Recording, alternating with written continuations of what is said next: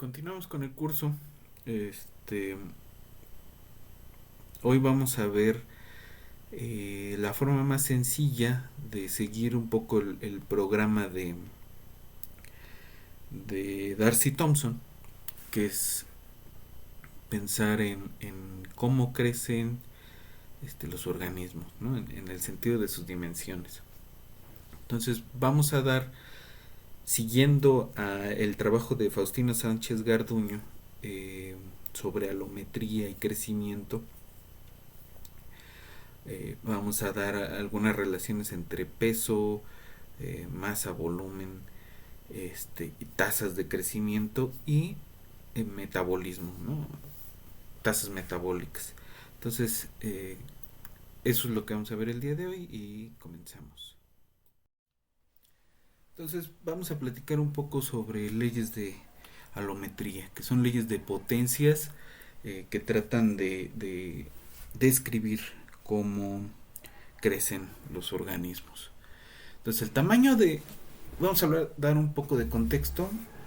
El tamaño de los organismos barre un amplio espectro desde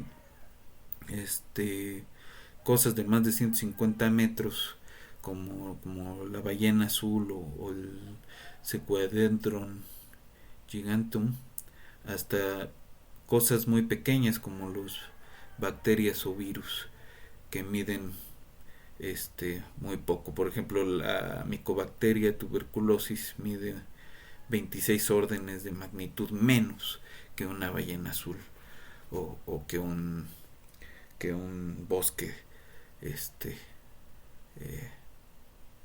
¿no? Entonces, dada cierta escala espacial, un organismo vivo no puede tener una forma arbitraria.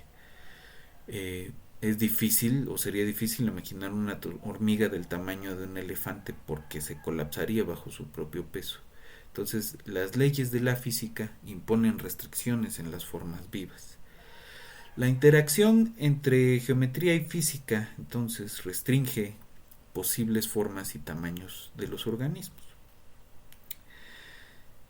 Y no tanto de la geometría, sino de la geometría asociada a esas leyes físicas, es decir, de las leyes de simetría, este, de las simetrías vistas como leyes de simetría de la física. Los organismos adquieren su forma anatómica en virtud de su fisionomía, en virtud de complicados procesos que sí incluyen a la genética, pero que no se agotan en las explicaciones que da la genética. Entonces, de aquí surgen algunas preguntas. Primero, ¿qué proporciones guardan las distintas dimensiones que se pueden pensar, ¿no? Es decir, las partes, las longitudes de las partes diferentes del cuerpo respecto el estadio de crecimiento de un organismo. Cómo se mete los procesos metabólicos en términos del peso o de la longitud. Es decir, cómo relacionamos la parte microscópica del fenómeno del crecimiento y del desarrollo con el fenómeno visible, que es las cosas que podemos medir a nivel macroscópico. ¿De qué forma interactúan los procesos de síntesis, anabolismo y degradación catabólica para hacer posible el crecimiento de los individuos? ¿Y cuáles son las leyes dinámicas subyacentes al crecimiento de los organismos? ¿No? En el fondo eso es lo que estamos buscando. Entonces, un primer acercamiento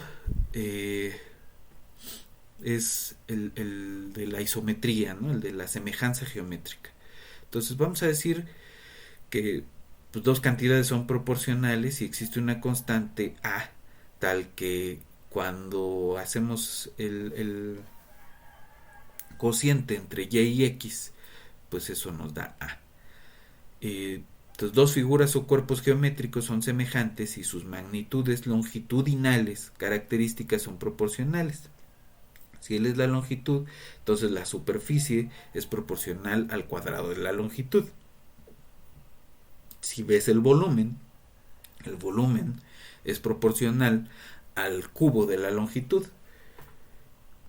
Lo que significa, y esta parte va a ser importante, aunque parezca bobo, que ambas, el cociente de ambas, pues es proporcional a la longitud. Sale lo mismo pensar que el volumen es proporcional a la superficie a la 3/4, que esta es una cosa interesante porque ya no tenemos un coeficiente fraccionario acá, ¿no? Un término fraccionario acá.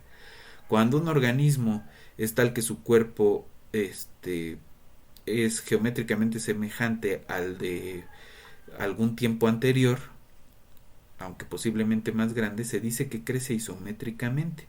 En tal caso, las proporciones entre las diferentes partes de su cuerpo no se alteran. Entonces hay muchos bichos que somos isométricos al crecer, otros no.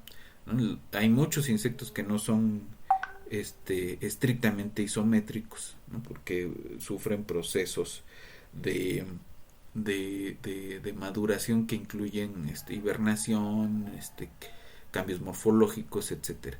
Pero bichos como los elefantes, como los humanos, como los perros, crecemos isométricamente. El peso va como sabemos, como la masa, por una fuerza que por la aceleración de la gravedad, perdón, y la densidad media también va como la masa entre el volumen. Entonces el peso no es más que es proporcional al volumen, ¿no? Y entonces el peso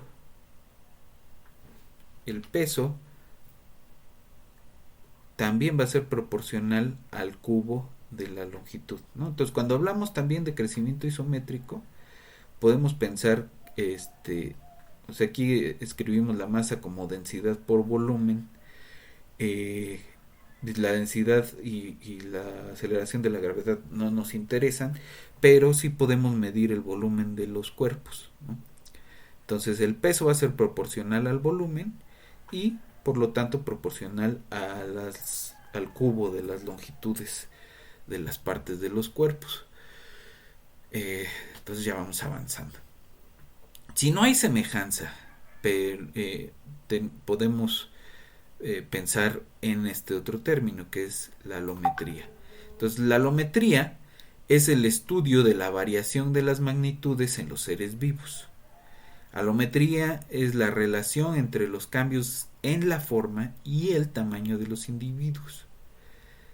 El crecimiento de un individuo es alométrico si el tamaño de varias de sus partes y el organismo mismo no incrementan su tamaño en razón de 1:1.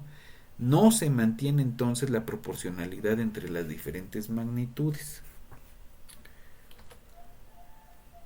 Hay 4 tipos esenciales de alometría. La primera es la ontogenética, que es el crecimiento relativo a individuos. La segunda es la filogenética, que se refiere a linajes, ¿no? A especies. Intraespecífica, dentro de la misma especie, e interespecífica entre varias especies de un mismo linaje. Las variables X y Y, vamos a decir que las variables X y Y están relacionadas potencialmente en el intervalo Y de los reales si existen constantes B y alfa, tales que para toda X en el intervalo podemos escribir a Y en función de X como B por X a la alfa. En ese caso decimos que Y sigue una ley de potencias de X. Entonces, ¿qué propiedades van a tener esas leyes de potencias? Si Y, X y B son positivos y X y Y están relacionados potencialmente o siguen una ley de potencias, entonces el logaritmo de Y es el logaritmo de B más alfa logaritmo de X. Esta propiedad boba pues, nos va a servir después para o en la práctica para determinar los parámetros beta y alfa de dos variables que estamos considerando que están relacionadas por una ley de potencias. Ahora, supongamos que X y Y están relacionadas por una ley de potencias y tomamos X0 igual a beta X, con beta un escalamiento. Entonces, Y de X0 es igual a beta a la alfa por Y de X. Pero Y de X, ¿quién era? Pues era B por X a la alfa. Entonces esto es beta a la alfa por B por X a la alfa. Y al final vamos a tener B por beta X, todo eso a la alfa. Es decir, si tenemos un escalamiento para X, entonces ese escalamiento también está relacionado con una ley de potencias respecto a Y. ¿Esto por qué es importante? Porque lo que nos está diciendo es que si tenemos dos variables relacionadas por una ley de potencias, entonces esa relación es invariante bajo escalas. ¿Sí?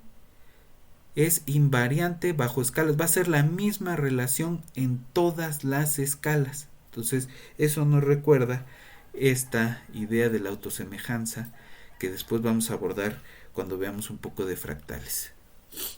Ahora, si las variables Y y X están relacionadas por una ley de potencias, ocurre que Y se puede obtener a través de una composición, que es aplicar Y a X de t. No podemos escribir Y de t, el cambio en el tiempo de Y, como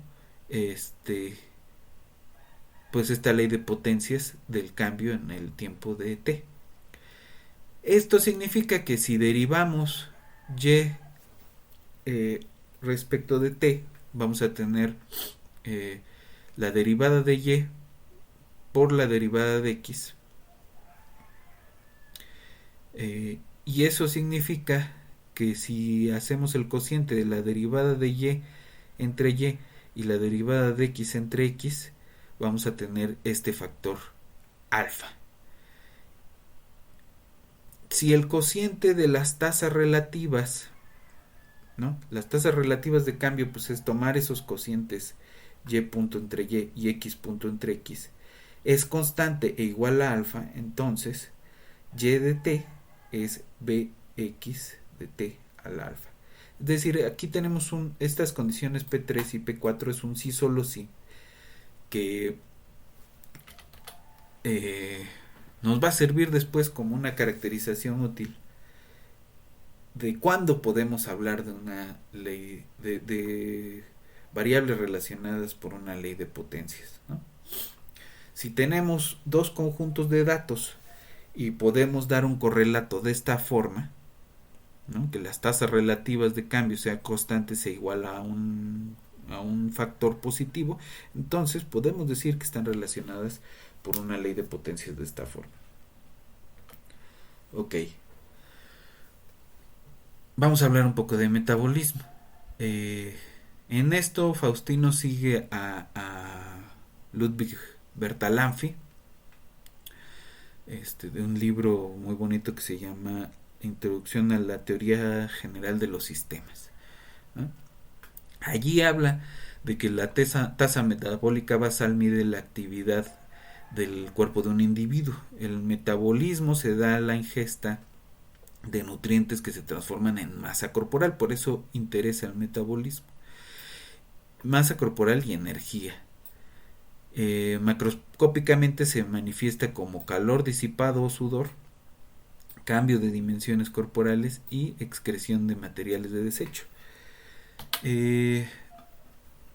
Ramox y Sabus en el siglo XIX hablaron de observaciones empíricas en las que la tasa metabólica de los animales de diferente peso corporal no aumenta proporcionalmente al peso sino a la superficie del bicho.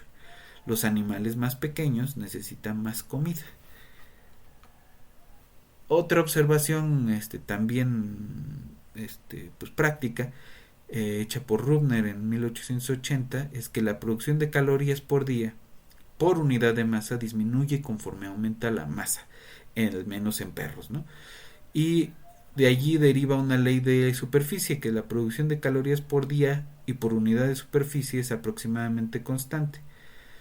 Por lo que si los organismos crecen isométricamente, la dependencia masa y superficie es masa proporcional a 3 medios, a la superficie a la 3 medios. Entonces, la producción diaria de calorías es como esta ley de potencias que la relaciona con la masa. Entonces, la superficie es importante. La comida digerida pasa al cuerpo a través de distintas superficies de absorción en esas superficies. El oxígeno también es absorbido en superficies en la respiración y la resistencia de los huesos depende del área de su sección transversal. La disponibilidad en cantidad y calidad de alimento para los animales que viven en condiciones naturales varía a lo largo de un año. Sus estrategias alimenticias también cambian. Los ritmos metabólicos son esencialmente diferentes dependiendo de la estacionalidad. Y con frecuencia estos mecanismos regulatorios se usan para enfrentar, por ejemplo, los fríos invernales, ¿no? En términos macroscópicos, las variaciones de las tasas metabólicas se manifiestan en la forma en cómo los bichos cambian la talla y el peso. Entonces, podemos hablar de crecimiento estacional o de metabolismo estacional. La velocidad instantánea del cambio de peso, entonces se va a ver como una eta por la superficie, cómo va a variar la superficie, menos una capa por el mismo peso.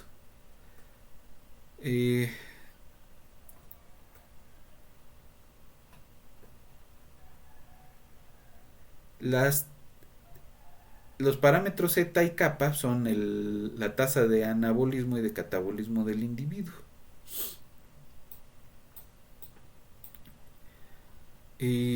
Esta ecuación de aquí se le llama la ecuación de balance metabólico, es decir, para crecer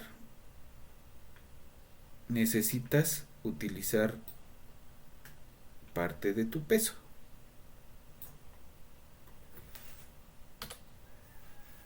Entonces, el crecimiento isométrico y estacional, ¿cómo lo podemos describir?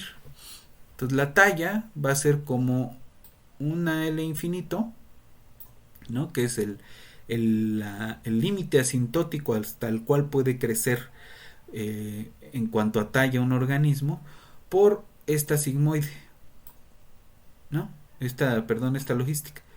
1 menos C a la K por T menos T0. Si se fijan, esta cosa se parece mucho a las tasas de apertura y cierre de los canales iónicos que vimos con el Hodgkin-Huxley. Pero bueno, en lugar de esta K constante, podemos construir esta R que depende de T. Y R que depende de T va a ser la parte estacional de ese crecimiento. Va a ser la K constante, pero más esta función que que es 2pi periódica, ¿no? A es la amplitud de la oscilación y mide la intensidad con la que actúan los factores estacionales, ¿no? Entonces, va a haber momentos donde el crecimiento es mucho y momentos donde el crecimiento se ve disminuido, ¿no? TDS es la fracción, T sub S, perdón, es la fracción del año que debe transcurrir desde el nacimiento, por ejemplo, de un pez, para que la velocidad de crecimiento sea máxima durante la primera oscilación. En las pesquerías se les llama tiempo de verano. TW, que vamos a describir como TS más un medio, es el llamado tiempo de invierno. En ese tiempo L punto va a tener máximos locales en puntos de la forma TS más N y mínimos locales en los puntos de la forma TW más N. Entonces la ecuación, esta última, L punto igual a R de T por L infinito menos L de T, que es una logística, tiene estas soluciones. Entonces es una familia infinita de soluciones para cada valor C de aquí, ¿no? La solución de esta familia, que además satisface la condición inicial, que en el tiempo cero el crecimiento es cero, la talla es cero, digamos, es esta L gorro, ¿no? Que tiene este término de acá y este otro término, este término de acá, perdón, y este otro término que depende de las condiciones iniciales. Entonces, al Faustino siempre le ha gustado las soluciones parsimoniosas. Entonces él lo que hace es proponer una nueva variable que le va a llamar sigma, y que esa sigma va a medir pues estas oscilaciones. Y lo que dice es, bueno, sigma en el T0 pues es aproximadamente 0. Y entonces yo puedo aproximar E a la sigma de T0 como aproximadamente 1, o sea, muy a la físico, pues, pero logra una solución que tiene esta forma. Esta es la L gorro que teníamos, es el infinito por 1 menos E a la K T menos T0 menos A seno 2pi T menos TS, ¿no? Entonces esa ecuación es la que mide el crecimiento, al menos en animales como los peces, crecimiento isométrico, pero además con este término estacional.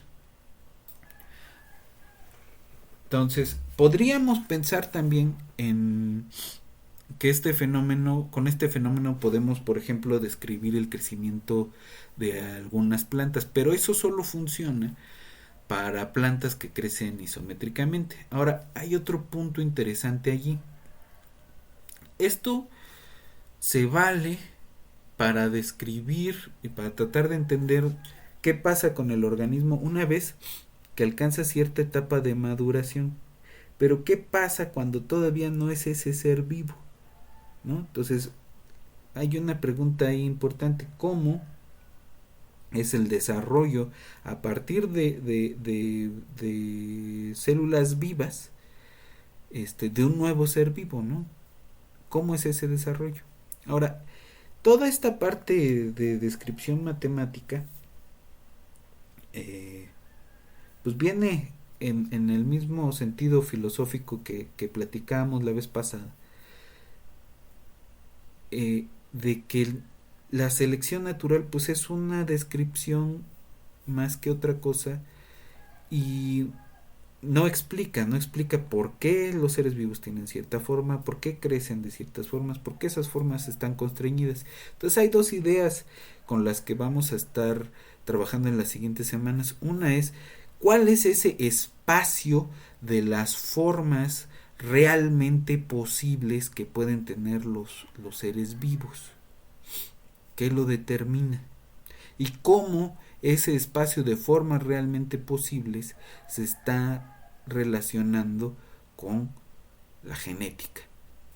Es decir, los genes no bastan, pero sí cumplen un papel. Entonces, con eso nos vamos a estar dando de topes un par de clases y por el momento hoy le dejamos. Nos vemos en la que sigue. I don't